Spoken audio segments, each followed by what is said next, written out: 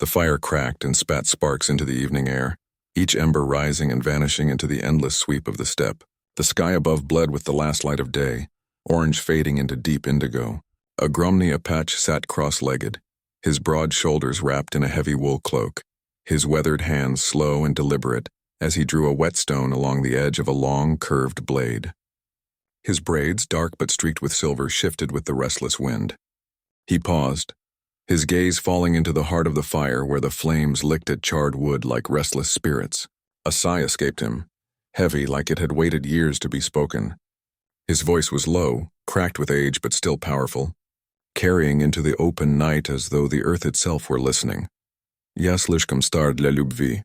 The words hung there, drifting with the smoke, swallowed by the vast silence of the plains. He tilted his head back, watching a single star appear in the bruised sky, and for the first time in many years, he looked small against the immensity around him. The firelight painted his scarred face with fleeting warmth, but in his eyes, there was only the echo of battles, losses, and the kind of loneliness that grows heavy with time.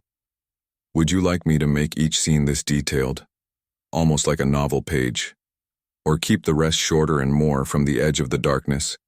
A figure emerged, her steps so light they seemed part of the wind itself. The firelight caught her cloak first, a shifting fold of dusk-colored fabric, before it revealed the stillness of her face. She stopped a few paces away as though testing whether she belonged in his solitude. The flames flickered against her eyes, turning them into two bright stars, alive with a quiet certainty. Огромный АПАЧ did not raise his head at once. His hands kept moving, rough fingers guiding the knife back into its worn sheath. The motion was steady, almost ritualistic, but there was a faint tremor that betrayed him, as if the presence of another had stirred something he thought long buried. He pressed the hilt down against his knee, letting the familiar weight anchor him, though his pulse spoke a different truth. She lowered herself onto the earth across from him, unafraid, her movements calm as falling leaves. Neither of them spoke. The fire became their voice, the snapping wood, the shifting heat. The long silence stretched between two lives that had walked far and now found themselves facing one another. Her gaze did not waver. She watched the lines of his face, the deep-set shadows carved by years, and in them she seemed to read more than words could ever confess. For the first time in many seasons, he felt the silence pressing back, no longer empty but alive with a presence he could not dismiss.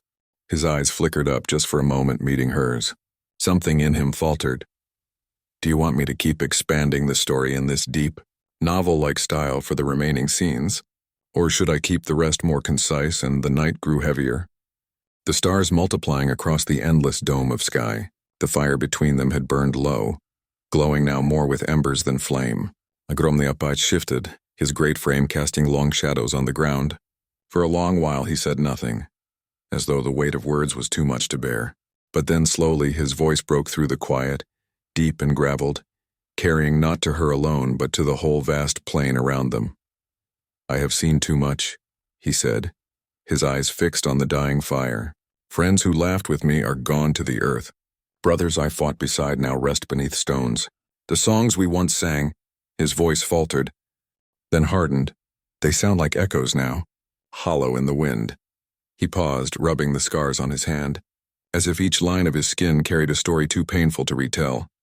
"I built walls around my heart," he continued, his words rough as the whetstone he had used. "Every year they grew higher. Every promise I gave crumbled with time. My heart—" He placed a hand over his chest, the gesture stiff, almost unwilling. "It has turned to stone. It doesn't know warmth anymore." The fire popped loudly as she leaned closer, her face touched by the trembling light of the embers. The shadows of the night wrapped around her, yet in the glow she seemed to hold her own radiance, soft and unshaken. Her lips parted, but for a moment no sound came, only the rise and fall of her breath, steady as if she had waited for this silence her whole life. Her eyes did not leave his, even when his gaze dropped to the earth heavy with shame, with years of believing himself unworthy of the very thing she carried within her. Then, with a voice no louder than the crackle of the fire, she spoke, words that slipped past the veil of night and struck straight into the marrow of him. "Я ждала тебя всю свою жизнь." The whisper lingered, delicate yet unbreakable, as though woven into the air itself. Огромный АПАЧ froze. His chest heaved once and his hand, The same hand that had gripped countless weapons and borne the weight of wars now trembled with the fragility of something he had not felt in decades. His throat tightened. He swallowed hard, but no words rose to meet hers. Her eyes softened, and in them he saw no pity, no fear, only truth. Patient, eternal truth. It pierced through the stone he had claimed his heart had become, and he realized that stone could crack, that even the hardest rock could break open when warmed by something stronger than fire. The silence returned, but it was no longer empty. It was filled with the echo of her vow, still beating in the space between them, impossible to escape. Do you want me to also expand Scene 5 in the same lyrical, novel-like way, or would you prefer the first light of dawn stretched across the horizon, brushing the steppe with pale gold? The night's chill still clung to the grass, dew trembling on each blade, but the world seemed to breathe differently, lighter, as if the earth itself had shed some of its weight. Огромный АПАЧ stood tall at the edge of the plain, the vast sky opening above him. His cloak stirred gently in the morning wind, but his posture was no longer the bowed frame of a man carrying only memories. Beside him, her hand rested in his, small but steady, anchoring him in a way no weapon or ritual ever had. He glanced down at their joined hands, rough and scarred fingers wrapped around something delicate yet unyielding, and for the first time in years he did not feel afraid of breaking it. The sun rose slowly, washing color back into the world. Its warmth touched his face, and he closed his eyes, inhaling deeply as though this breath were his first in a lifetime. A voice stirred inside him, not the voice of the warrior who had whispered to the night that love had passed him by, but of the man beneath, the one who had almost forgotten how to feel. «Может быть, не слишком поздно», he murmured, the words carried away on the wind, yet leaving their weight inside him. The woman turned to look at him, her smile quiet, radiant as the sunrise itself.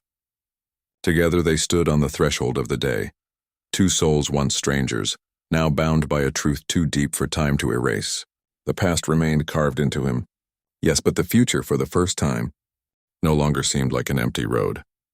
Would you like me to merge all 5 expanded scenes into one seamless flowing story, so it reads as a continuous short tale rather than divided parts, ending to stay shorter and cinematic for contrast,